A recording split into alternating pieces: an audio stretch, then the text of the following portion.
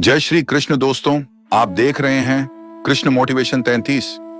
दोस्तों, आज की कहानी में आगे बढ़ने से पहले आपने हमारा चैनल सब्सक्राइब नहीं किया है तो अभी सब्सक्राइब करें और साथ ही वीडियो को लाइक शेयर कमेंट जरूर करें।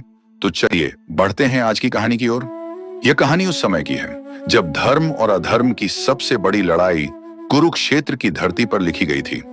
यह कहानी है महाभारत की, जहां रिश्तों की परीक्षा, सत्ता का संघर्ष और सत्य असत्य की टकराहट के बीच दो नायक उभरते हैं। जब संसार भ्रम और अधर्म के जाल में उलझा हुआ था, तभी श्री कृष्ण ने अर्जुन को वह मार्ग दिखाया जो केवल युद्ध का नहीं बल्कि धर्म, ज्ञान और मानवता का प्रतीक बना।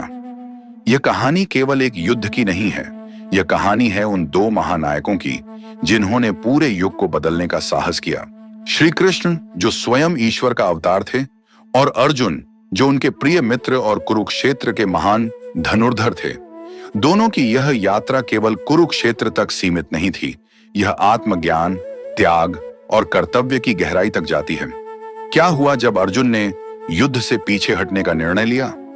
क्यों श्री कृष्ण ने अपने मित्र को जीवन का सबसे बड़ा ज्ञान दिया? और कैसे उन्होंने अर्जुन को उस धर्म युद्ध के लिए तैयार किया जो पूरे संसार के लिए एक आदर्श बन गया? यह कहानी है उन सवालों की जिनके उत्तर आज भी गीता के उपदेशों में जीवित हैं। यह कहानी है अर्जुन और श्री कृष्ण की, जिनकी मित्रता, प्रेरणा और संघर्ष ने महाभारत को इतिहास में अमर बना दिया। तो चलिए बढ़ते हैं आज की कहानी की ओर। कुरुक्षेत्र के मैदान में महाभारत का युद्ध प्रारंभ होने ही वाला था। सेनाएं आमने सामने खड़ी थीं, धूल और युद्ध की गंध वातावरण में घुली हुई थी। अर्जुन अपने रथ पर खड़ा था, परंतु जैसे ही उसने सामने देखा, उसका हृदय कांप उठा। वहां उसकी अपनी ही कुल परिवार के सदस्य, गुरु और बचपन के साथी खड़े थे। उनका सामना करना अर्जुन के लिए असंभव सा लग रहा था। वह उलझन में पड़ गया। क्या वह उन लोगों के खिलाफ युद्ध कर सकता है जिन्हें उसने सदा प्रेम और सम्मान दिया था? अर्जुन के मन में एक अजीब तरह का डर और दुविधा उत्पन्न हो गई थी। उसकी सांसें भारी हो गईं और उसका धनुष उसके हाथों से छूटने लगा। उसने श्री कृष्ण की ओर मुड़कर कहा, हे केशव, मैं यह युद्ध नहीं कर सकता। मेरे अपने ही परिवारजन, मेरे गुरु, मेरे मित्र सामने खड़े हैं।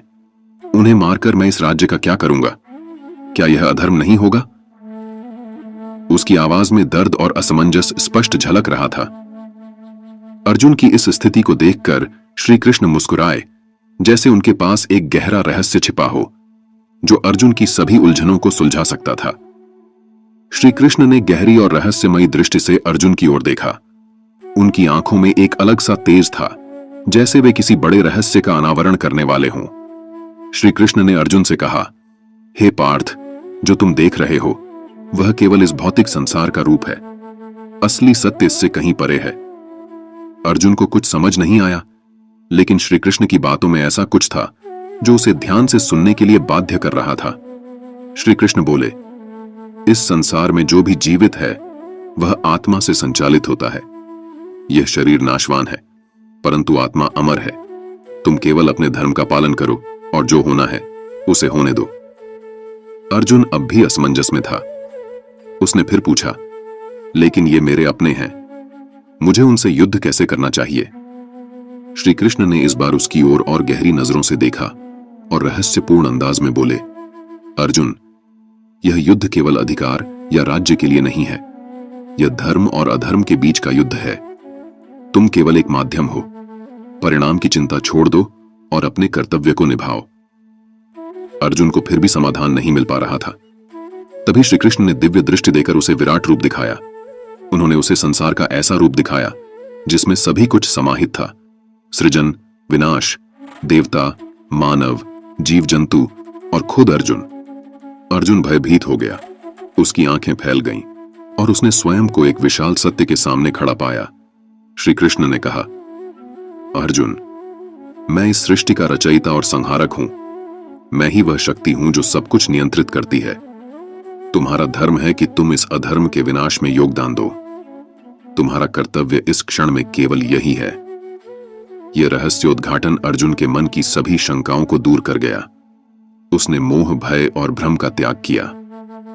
उसने अपने भीतर एक नए आत्मविश्वास का अनुभव किया और युद्ध करने के लिए संकल्पित हो गया। इस प्रकार श्री कृष्ण के गूढ़ ज्ञान और रहस्यमयी संवाद ने अर्जुन को धर्म और कर्तव्य का सच्चा अर्थ समझाया और उसने अपनी मनोबल के साथ युद्ध में भाग लिया। जय श्री कृष्ण कहते हुए हम फिर मिलेंगे एक नई प्रेरक कथा के साथ। अभी सब्सक्राइब करें और हमारे परिवार का हिस्सा बनें।